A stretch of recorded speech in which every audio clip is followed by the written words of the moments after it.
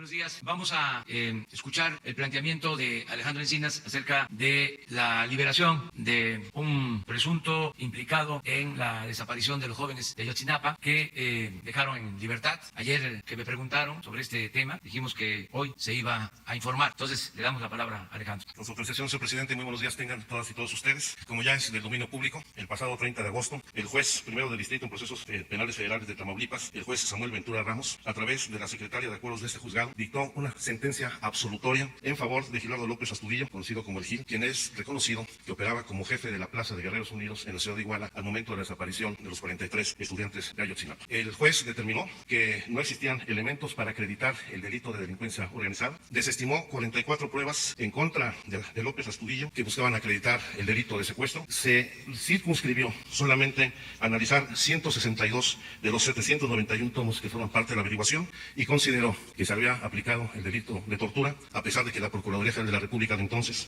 realizó el examen médico psicológico reconocido como Protocolo de Estambul, donde se acreditó que no había sido torturado, aunque hay que reconocer que faltó todavía hacer en este protocolo la prueba de audiometría. Este es un precedente muy grave, es una sentencia absolutoria de uno de los principales perpetradores del delito de desaparición forzada y lamentablemente no es el único caso, sino que además de que sentará precedente para que se puedan establecer sentencias absolutorias a los demás implicados, viene a fortalecer una tendencia que ya se había venido registrando con la libertad de otros detenidos en el caso de Ayotzinapa. Vamos a hacer rápido una recapitulación. Ustedes recordarán cómo entre el 26 de septiembre de 2014 y el 30 de agosto de 2018 se consignaron 169 personas, de las cuales fueron detenidas 142, particularmente civiles vinculados al cártel de Guerreros Unidos de la región, así como policías municipales de Iguala y de Cocula.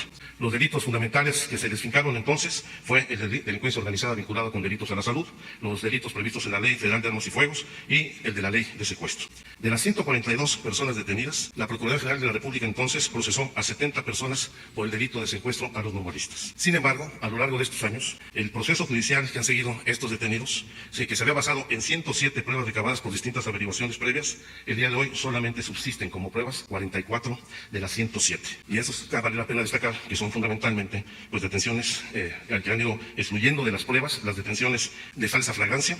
Se ha desestimado la comisión en 22 detenciones ilegales por forma irregular, en 29 casos de tortura y distintos casos de violación indebida en la puesta a disposición. ¿Qué ha significado esto? Que a la fecha han sido liberados 53 presuntos delincuentes de los 142 detenidos y ahora con el precedente de la libertad ya absolutoria de Gilardo López Astudillo existen los elementos para que la autoridad judicial pueda liberar a otros 50 detenidos en este proceso. ¿Qué implica esto o qué evidencia esto?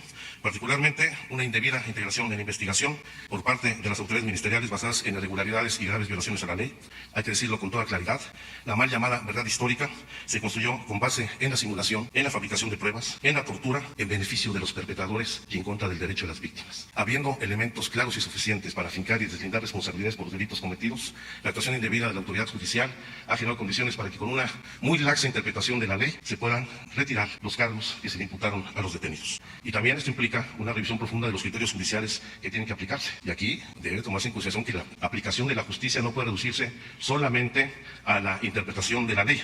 Se trata de impartir justicia, no de interpretar la ley, y debe prevalecer siempre el interés superior del derecho de las víctimas por encima del derecho de los victimarios. Yo creo que son de los temas fundamentales que tenemos que definir y podemos hacer el día de hoy un exhorto a la Fiscalía General de la República para que reencauce la investigación, subsane las omisiones y permita una investigación diligente para poder deslindar las responsabilidades que se cometieron por parte de autoridades o civiles en esta desaparición. Y queremos anunciar que por instrucciones del presidente de la República iniciaremos ante la Fiscalía General de la República y el Consejo de la Judicatura Federal los recursos legales correspondientes para que se inicie la investigación de los funcionarios de la Fiscalía General de la República y de los jueces en el caso del Poder Judicial Federal para deslindar las responsabilidades en estos casos, donde en lugar de garantizar el derecho a la verdad y la justicia de las víctimas, se está generando un pacto que favorecerá el silencio y la impunidad en la comisión de este delito. Por parte de la Comisión Presidencial por la Verdad y la Justicia en el caso de Ayotzinapa, seguiremos haciendo las investigaciones y diligencias que están en proceso, pero requerimos que la autoridad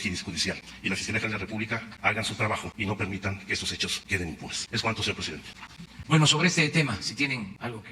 Buenos días a todos. Alberto Morales, del periódico El Universal. Subsecretario, para preguntarle si en este reencauzamiento y en estas investigaciones que está pidiendo tanto la Visitaduría como el Consejo de la Judicatura se incluye, por ejemplo, en la parte de la PGR a quien fue su titular y también a quien llevó la investigación, a Tomás Herón y a Jesús Murillo Caram. Sí, hay que recordar que ya la Visitaduría de la propia Fiscalía General de la República inició un procedimiento contra Tomás Herón por haber actuado indebidamente en todo el proceso de investigación del caso de Ayotzinapa, y esto derivará, sin lugar a dudas, en el fincamiento del límite de responsabilidades, no solamente contra él, sino con los funcionarios que resulten responsables de haber alterado el debido proceso en esta investigación. ¿Sí? Buenos días, Antonio López, del periódico La Razón. Preguntarle, subsecretario, la CNDH en su último informe había señalado que 8 personas fueron torturadas. De esas 8 personas, el Gil, Gabriel León Villa, el Gaby y Felipe Rodríguez Salgado fueron liberados. Cuando la CNDH da a conocer este informe, la entonces PGR dice que de esas 8 personas solo una había sido torturada. Sin embargo, de esas 8, 3 ya fueron liberadas. Esto sienta precedente, tal como usted lo dijo, para que las 5 personas que aún permanecen detenidas puedan quedar en libertad. Eso por una parte, y también preguntarle si el motivo principal de la liberación fue pues estos actos de tortura. Además, estas 8 personas pues es una parte, porque hay 28 más que de acuerdo con esta investigación recibieron tratos crueles e inhumanos. Por esta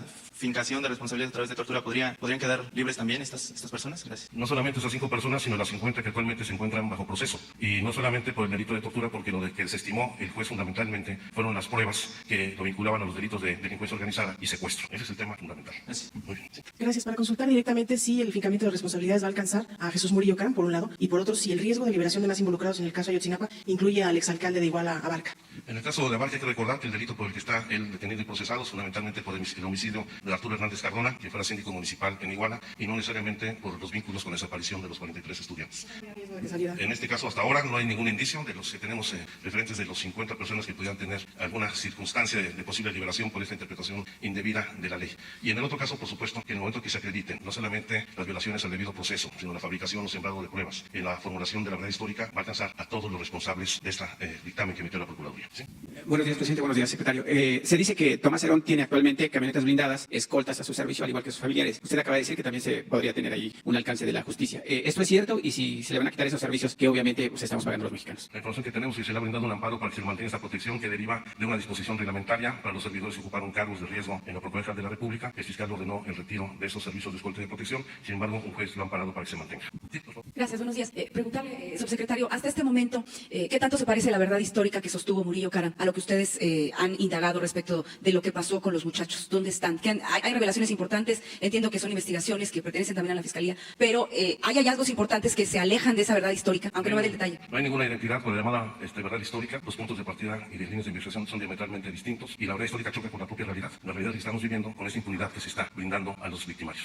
Se decía mucho en el pasado que habían participado elementos militares en la desaparición de los muchachos. ¿Esto se cae por sí solo? Los elementos de las Fuerzas Armadas, desde el general secretario hasta los mandos en Iguala, han brindado toda la información que se les ha requerido al respecto. No solamente hemos tenido ya reuniones directas con el general secretario y el Estado Mayor de la Defensa Nacional, se ha visitado las instalaciones del 27 Batallón de Infantería de Iguala y se ha dado respuesta a todos los requerimientos de información que la Comisión ha planteado a las Fuerzas Armadas. Gracias. Sí. Hola, yo quería preguntar un poco en relación también al informe que se dio sobre las fosas, si se entiende el hecho de que Ayotzinapa es un hecho emblemático, porque los otros 40,000 desaparecidos no son desaparecidos que tenían una situación social que no les permitía tener una voz. Ahora los colectivos tratan de darles una voz, pero el crimen organizado llegaba a los pueblos, imponía su ley a sangre y fuego, resolvían las cosas matando a la gente o llevándosela para que trabajara para ellos, y la gente no tenía ninguna defensa. En cambio, la situación en Ayotzinapa, que pudo derivar en lo mismo, cambió porque se volvió un hecho político, y los desaparecidos de Ayotzinapa son desaparecidos políticos, no solo sociales. Entonces, el hecho de Ayotzinapa es emblemático. Si en este hecho no se hace justicia, si en este hecho no se logra separar el poder del Estado del poder del crimen organizado, por así decirlo, en el ámbito judicial, ¿qué esperanza tienen los demás desaparecidos? Nosotros no vamos a cejar en nuestro esfuerzo y nuestra responsabilidad por esclarecer los hechos de Ayotzinapa, como también mantendremos todo el apoyo a las víctimas de desaparición forzada en el país, independientemente de la investigación del caso de Ayotzinapa. Gracias.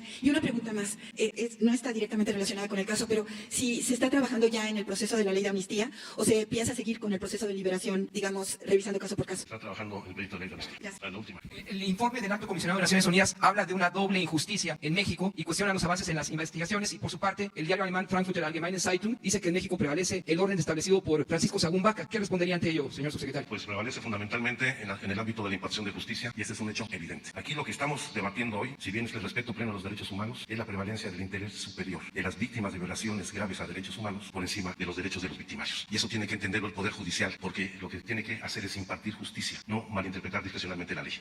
¿Recurrir a la judicatura, señor subsecretario, para condenar a esos malos jueces o ministros de la Corte? Es la instrucción del presidente de la República. iniciaremos los procesos de investigaciones correspondientes con jueces, ministerios públicos y los funcionarios responsables de la Fiscalía General de la República. Va a ser de inmediato.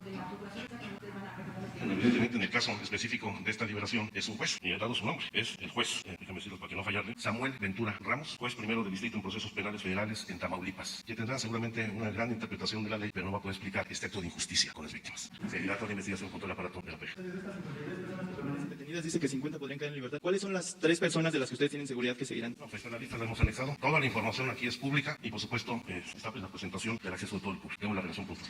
Muchas gracias. Muy bien, ahora sí, en lo general.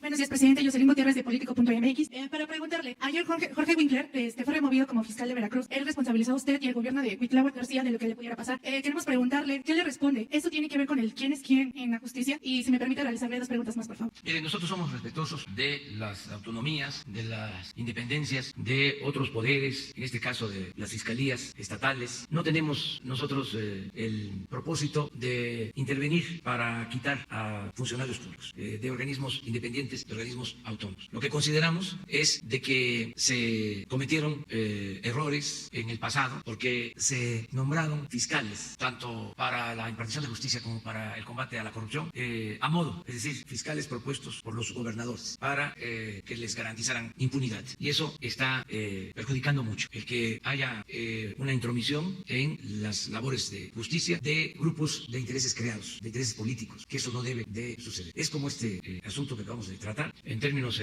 puramente legales, podríamos decir, es la Fiscalía, es el Poder Judicial. Sin embargo, es un asunto de justicia muy grave y por eso vamos a presentar formalmente una denuncia a la Fiscalía General y al Poder Judicial, en este caso que expuso Alejandro. En el otro asunto que tiene que ver con lo de Veracruz, fue, según entiendo, el Congreso local que tomó esa decisión. Pero es un hecho de que ha habido ahí una confrontación entre las autoridades locales y este fiscal que fue heredado desde la administración anterior, que fue propuesto por el anterior gobernador. Y esto no solo se dio en Veracruz, sino en todos lados. Y es una práctica que viene desgraciadamente de lejos, porque no hay en los estados, con algunas excepciones, autonomía de los poderes. En los estados sigue siendo el titular del Ejecutivo el poder de los poderes. Y estamos actuando de manera distinta en lo que corresponde al Poder Ejecutivo Federal. Pero ojalá y esto se aplique a nivel estatal, que haya esta división, que haya este equilibrio entre los poderes. Es un proceso que se tiene que ir logrando poco a poco. Segunda pregunta, ¿cuál es su postura ante la dimisión voluntaria de Porfirio Muñoz Ledo a la mesa directiva de San Lázaro? Pues ese es otro caso parecido. Nosotros no tenemos por qué intervenir. Sin embargo, yo creo que la transformación de México pasa por el estricto apego a la legalidad. Es decir, que se acabe con la simulación. Esa máxima que viene desde la época de Porfirio Díaz, de que la ley se respeta en la forma para violarse en el fondo. Y nadie puede estar por encima de la ley. Al margen de la ley nada y por encima de la ley nadie. Entonces yo celebro, aunque corresponde a otro poder, el que se haya resuelto respetar la ley en el caso del Poder Legislativo. Es decir, que no se haya modificado la ley orgánica en el Poder Legislativo, porque eso no debe de permitirse, aunque ahí nosotros no tenemos facultad, sí podemos dar nuestro punto de vista. Entonces, celebro mucho el que ya se haya resuelto esa controversia y no entrar en componendas de ningún tipo, aplicar lo que está en la Constitución y en las leyes. Por último, presidente, para preguntarle cuál es su opinión sobre la iniciativa que propone reducir o eliminar los legisladores por plurinominales en ambas cámaras. Pues no lo veo mal, nada más que esa es una iniciativa que están presentando en el Poder Legislativo, pero yo creo que se deben de revisar todos los excesos que existen en el país. Se debe de revisar en su momento el papel de los órganos electorales, que cuesta mucho mantenerlos. El Instituto Electoral en México es de los más costosos del mundo. Lo mismo en el caso de los poderes. Se tiene que aplicar una política de austeridad republicana de Estado y reducir los gastos, manteniendo principios y llevando a la práctica la democracia. Porque antes que no había democracia, se usaba mucho la simulación, los aparatos, pero era para cooptar, para tener maiciados a todos. Ahora ya no hay ese propósito de cooptación. Entonces, ¿para qué organismos tan grandes, onerosos? ¿Para qué tantos organismos? Si lo que se busca es que haya justicia y que haya democracia, son los valores fundamentales, no se requiere de tanto aparato. Entonces, yo no veo mal el que se lleven a cabo estas reformas. Buenos días, presidente. Alberto Rodríguez, LCB Noticias. Pero no fue precisamente la inclusión de estos plurinominales que abrió, no fue parte del proceso que abrió a esa nueva democracia. Es decir, antes podía ganar por un voto el PRI, que tenía un diputado, y no había una representación para el 49% que había votado por una opción contraria. Los plurinominales sirven bastante para equilibrar las cámaras y, bueno, quitarlos en un momento en el que un partido se llevó 53% de la votación, ¿no sería un poco peligroso incluso? ¿O no es un momento muy fácil para el partido en el poder hacer esta propuesta? Eso por un lado. Y por otro, también le quiero preguntar sobre el Consejo de Comunicación que arrancó una campaña contra la corrupción. No sé sé si tenga una opinión personal sobre el hecho de que el empresariado es precisamente una de las áreas más corruptas que hay en este país, y pues no sé si le parece un poco hipócrita que estén haciendo esta campaña contra la corrupción cuando en el pasado ellos fueron los grandes corruptores de las instituciones. Bueno, yo pienso que hay formas de que todo el mundo esté representado. Es una cuestión de cantidad. Si son 300 de mayoría, son 200 de representación proporcional. Bueno, ¿por qué de esos 200 no hay una disminución y que se mantenga la representatividad y que incluso que las minorías estén representadas, como en toda democracia? El asunto es el número.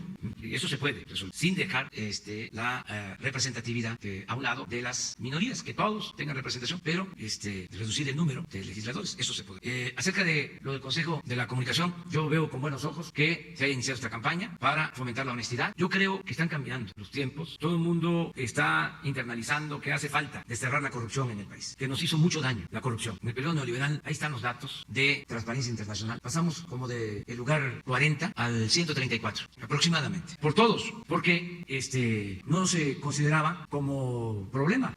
Había una especie de regodeo con actos de corrupción. Entonces llegó a un extremo en que ya era imposible sostener un sistema totalmente echado a perder por la corrupción. Entonces esto ha servido a que mucha gente tome conciencia de que tenemos que poner por delante la honestidad, y por eso celebro mucho esa campaña, porque no era un valor, no era un tema cuando se hablaba de las reformas estructurales o en la agenda de los problemas nacionales. No estaba el tema de la corrupción, ni en el discurso. Hagan un ejercicio de los informes de 30 años a la fecha y busquen cuántas menciones a la corrupción. O sea, cuántas veces se mencionaba el tema de la corrupción o la palabra corrupción. No existía el tema, o sea, ni siquiera en la demagogia, en la retórica. Entonces, ahora ya hay una conciencia del daño que causó la corrupción al país. ¿Cuál era la imagen de México en el extranjero? Violencia y corrupción. Entonces, por eso celebro que esta campaña se haya iniciado de parte de los integrantes del Consejo de la Comunicación.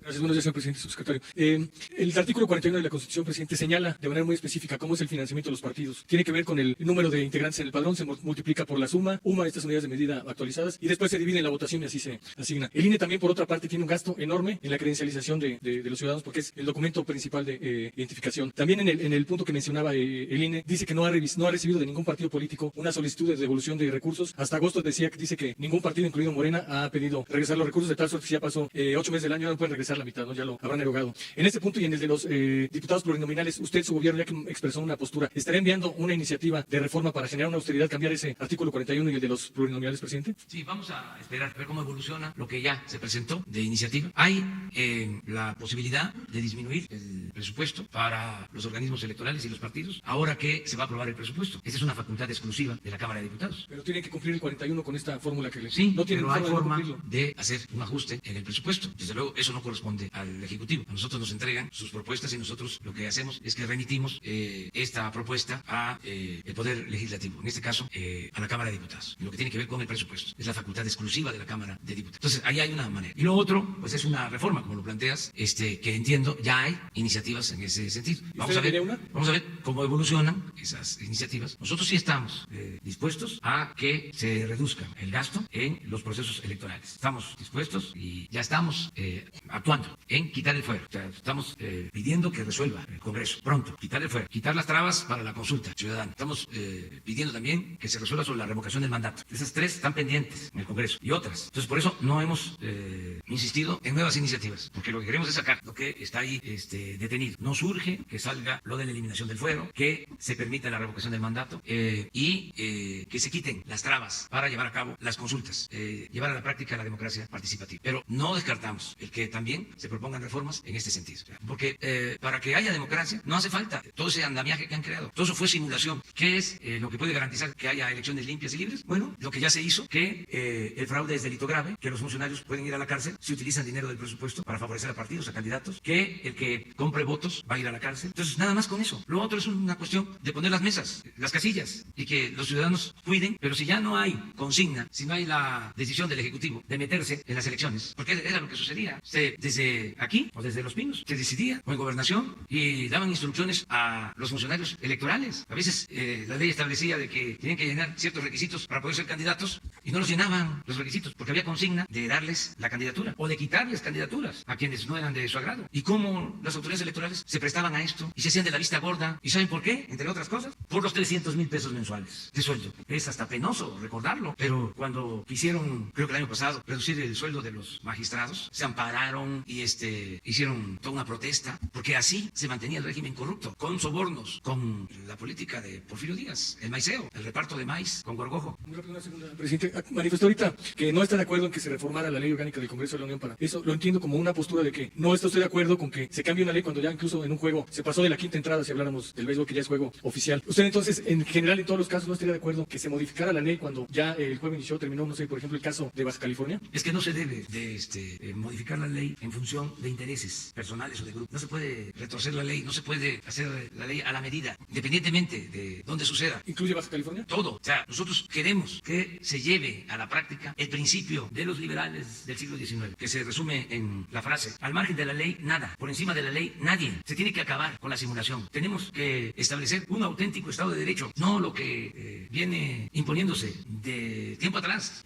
desde hace siglos. Es un Estado de chueco, no de derecho, un Estado de cohecho, toda una simulación. Esto viene de la época de Porfirio Díaz y antes también. No olvidemos, en el México independiente, todo el siglo XIX, México fue país de dos hombres, Santana y Porfirio Díaz. Santana, 11 veces presidente de la primera mitad del siglo XIX, y Porfirio Díaz, 34 años. Lo único distinto fue la época de la Reforma y de la República restaurada. Ayer lo decía en el Fondo de Cultura Económica. No pudo la revolución llevar a cabo un cambio político para establecer una auténtica democracia. El fundador del fondo, don Daniel José Villegas, decía, ya no está don Porfirio, pero quedó doña Porfiria. A pesar de que la revolución fue profunda, no alcanzó a arrancar de raíz el régimen antidemocrático. Se mantuvo prácticamente intacto el sistema político porfirista. Se trasladó porque no prosperó el ideal maderista de la democracia, que fue el único presidente que se preocupó por el respeto a la voluntad popular, a las leyes. El presidente Madero le mandaba a decir a los gobernadores que respetaran a los jueces, o le mandaban a pedir los gobernadores, como era en la época de Porfirio Díaz, de que les ayudara a quitar a un juez que les estorbaba, y la respuesta de Madero era no, porque nosotros tenemos que ser respetuosos de la autonomía, de la independencia del Poder Judicial. Pero eso fue como un destello, ¿no? En un cielo oscuro, algo luminoso en medio de la oscuridad, y asesinan a Madero y se termina con el afán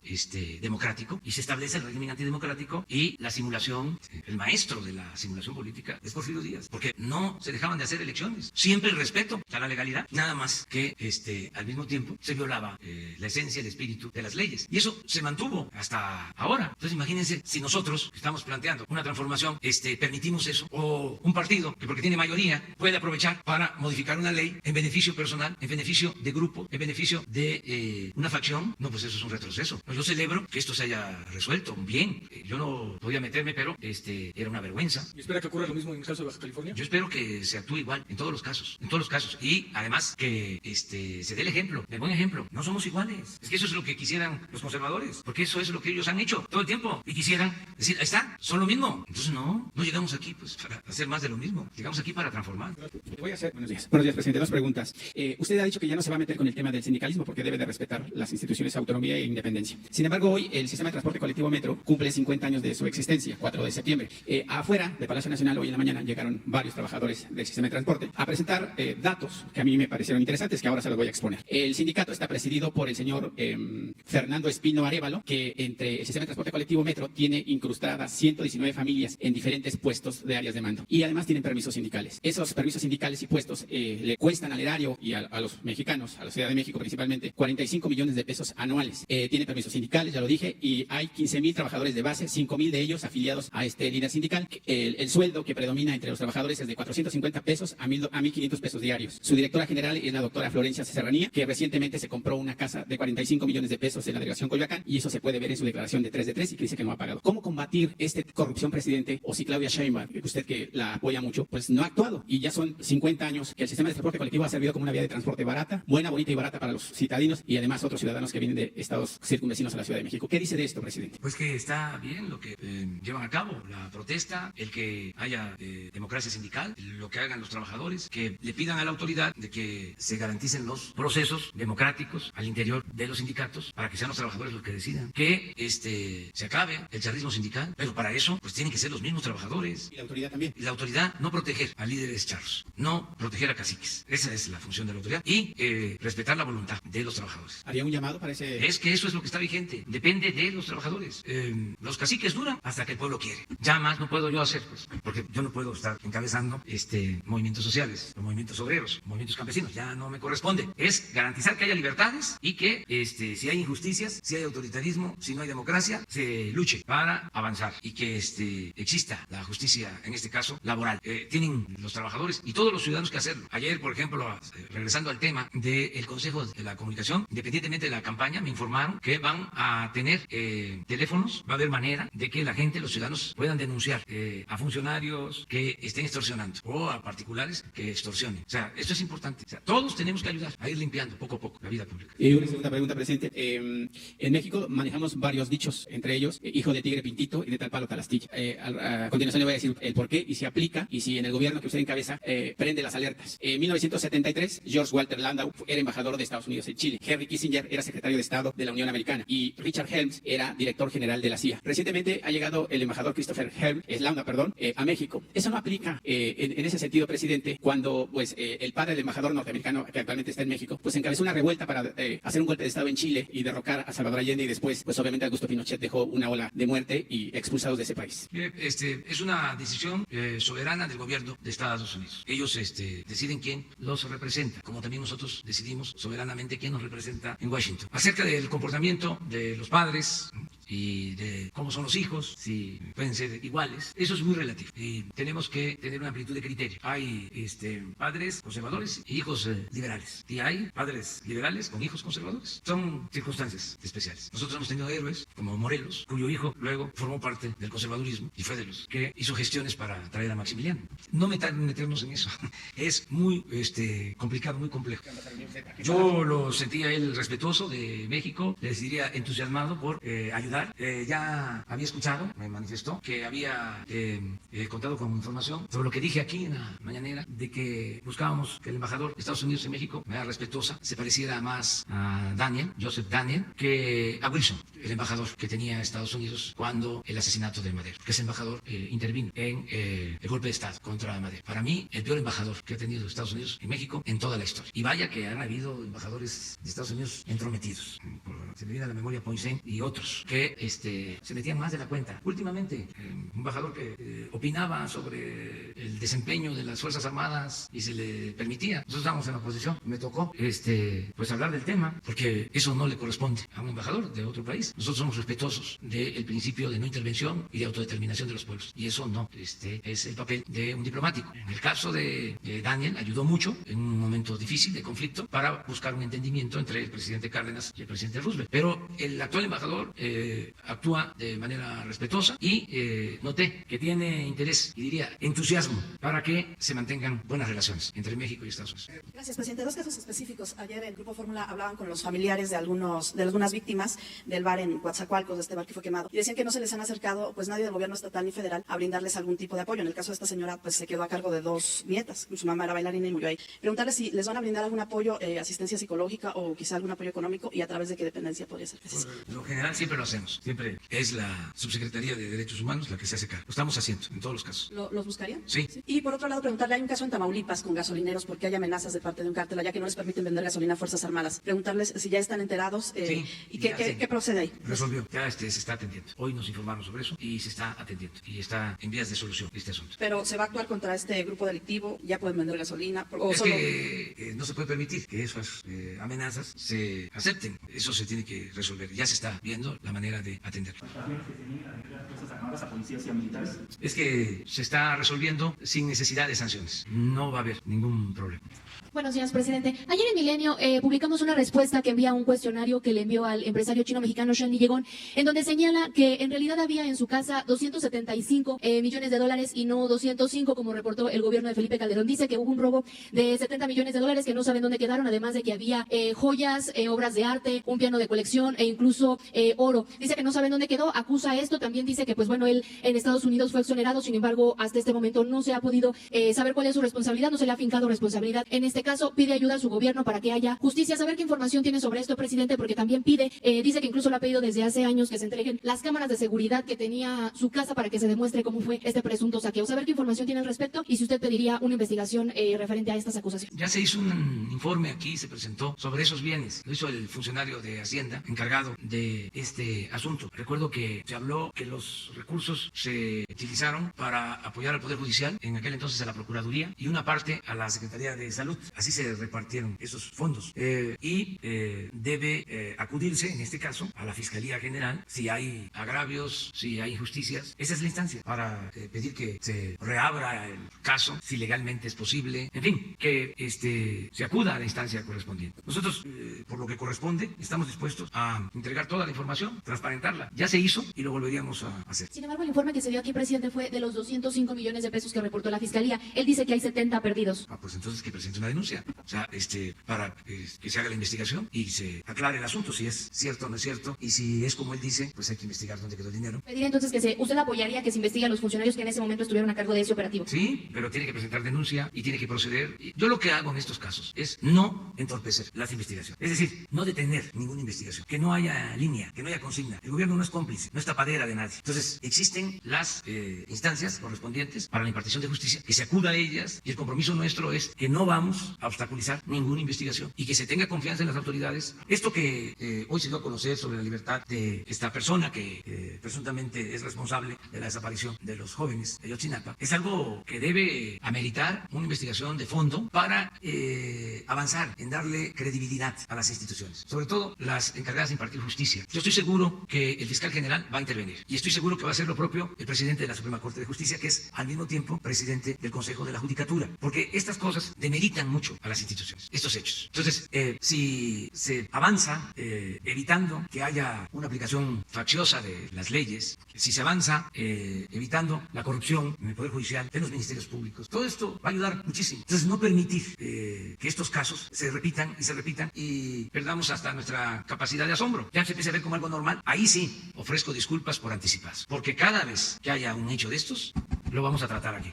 O sea, no nos vamos a quedar callados. No es que se lleva a cabo un asunto, salen algunas notas en el periódico y se olvida y vuelve lo mismo. Yo, con todo respeto, creo que es el momento de emprender una reforma a fondo, tanto en la Fiscalía como en el Poder Judicial. Y le tengo confianza a los titulares. Lo que pasa que son instituciones que se han venido echando a perder porque había impunidad, influyentismo, amiguismo, nepotismo, corrupción. La Procuraduría era una cosa tremenda. Entonces, ahora Alejandro Gertz es un agente con integridad. Entonces me da confianza, nada más que tiene que meterse a limpiar. Y lo mismo el presidente de la Suprema Corte de Justicia, que es un agente también íntegro.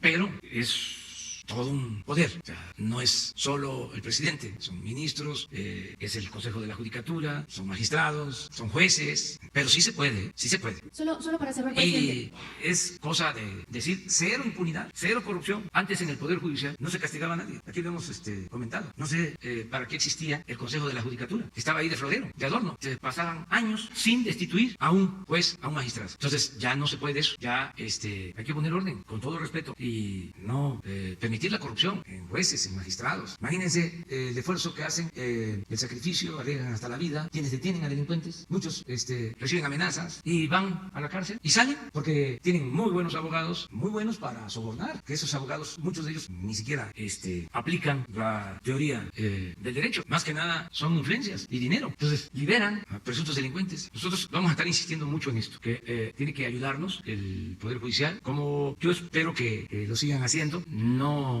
todos, no se puede generalizar que el Poder Judicial está podrido, no, ni siquiera el caso de la Procuraduría, pero sí es como lo que nosotros tenemos acá de aduanas o migración, que estamos limpiando y vamos a seguir limpiando. Solo por último, presidente, él acusa también que ha recibido amenazas y que incluso pues muestra como ejemplo que varias de las personas involucradas en este operativo fueron asesinadas y que otras incluso están desaparecidas. Insistir también en este tema de que hasta este momento no tiene una sentencia. Saber si usted podría estar interesado en que se revise este caso como todos aquellos que tienen ya muchos años y que no reciben una sentencia. En todos estos casos hay que resolver y hacer valer que la justicia tiene que ser pronta y expedita. Esto es parte de la reforma que hace falta en el Poder Judicial. No es posible que lleven años sin una sentencia. Yo espero que todo esto se vaya mejorando. Buenos días, señor presidente. Carlos Pozos, de la revista Petróleo y Energía. Presidente, ante la avalancha de análisis de su primer y tercer informe de gobierno por parte de periodistas, columnistas, comunicólogos, analistas y políticos, quisiéramos saber un autoanálisis de parte de usted en el sentido cuando le han dejado algunos miembros de su gabinete. La pregunta, con todo respeto es, ¿el ganso ha perdido alguna pluma en estos 9 meses de gobierno?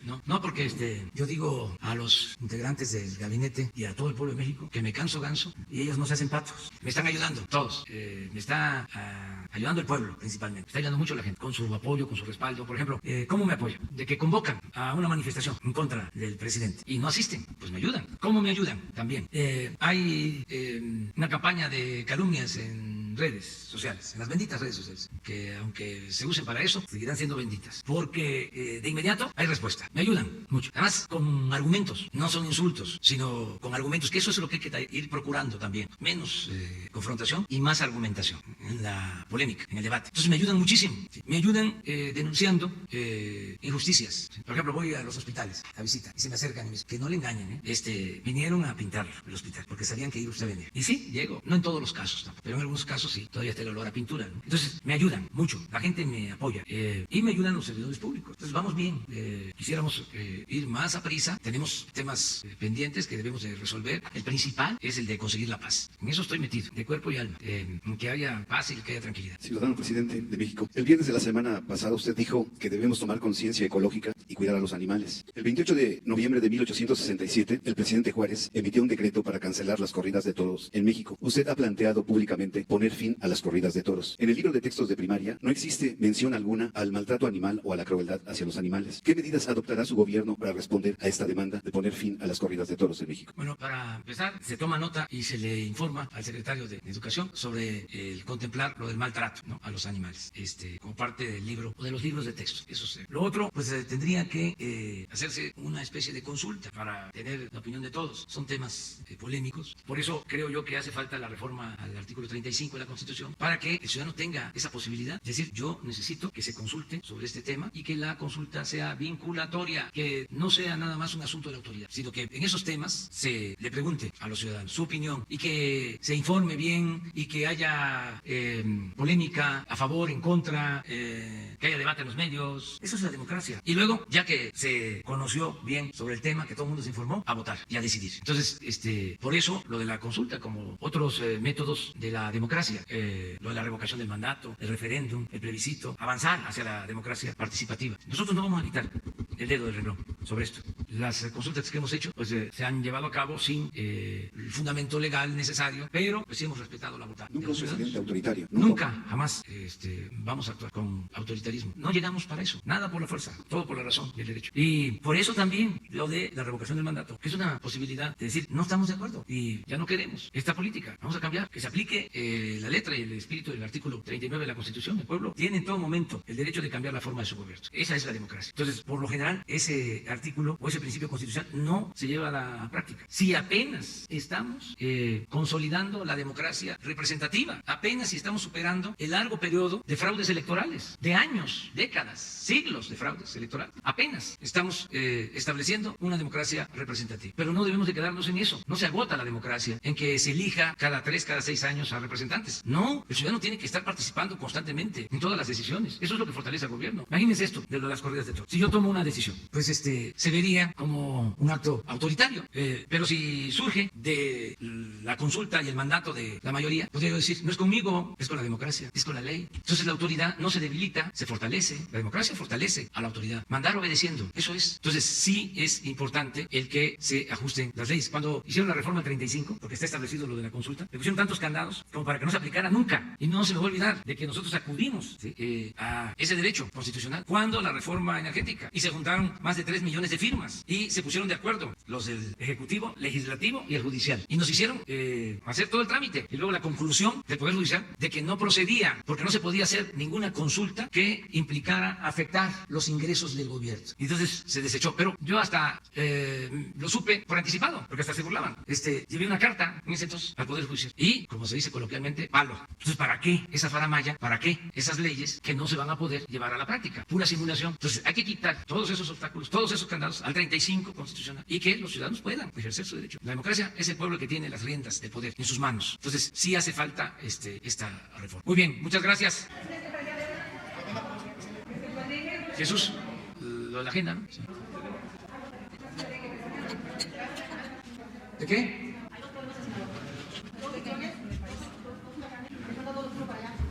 ¿Dos qué? Dos huracanes. Dos tormentas que se convirtieron en huracán. Estamos viendo. Y estamos viviendo como lo que significa los mochis. En los mochis, Sinaloa, significa tortugas en el agua. Ya aparecen otras tortugas. No tenemos apoyo, no hay apoyo en ningún sistema.